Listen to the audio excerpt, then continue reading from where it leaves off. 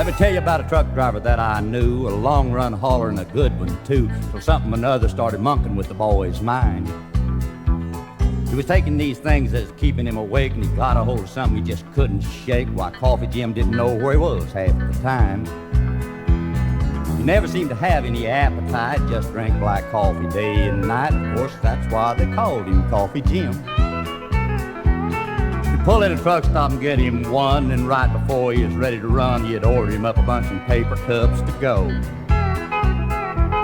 Had a real spooky look about his face and the name for taking loads to the wrong place. Why, nobody'd give Coffee Jim anything to haul.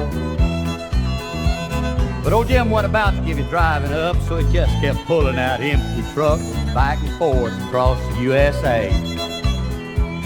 He'd gear down low when he'd come to a grade and pull on the scale to get his truck weighed and stop every now and then along the road and check his tires.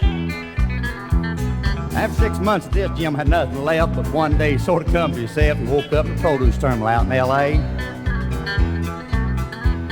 Some dock hands, knowing old Jim was broke, just thought they'd ask him as a joke if he'd haul a load of dates to Hawaii. Old Jim nearly went right out of his mind. He said, "I'll go anywhere, anytime, man. You just load them up," and old Jim boy is gone. Jim found him a little coffee stand. He took some another out of his hand and he rinsed her down with a drink of black coffee. But while he was gone, instead of loading dates, they loaded his truck up with the empty crates. When Jim got back, they'd already locked the door. Old Jim standing there with his coffee in his hand said, "Look here, fellas, I'm a businessman. Now how do I get paid for this here load?" Say it's all figured out by the sack, Jim. You'll get paid when you come back. Jim lit him up a Marlboro and headed west. Now people that saw it said he had no fear. He just sailed off the end of that ocean pier and slowly disappeared beneath the foam. They sent 2 divers down for Jim, but they come back without him. Said Coffee Jim must have made one hell of a jump.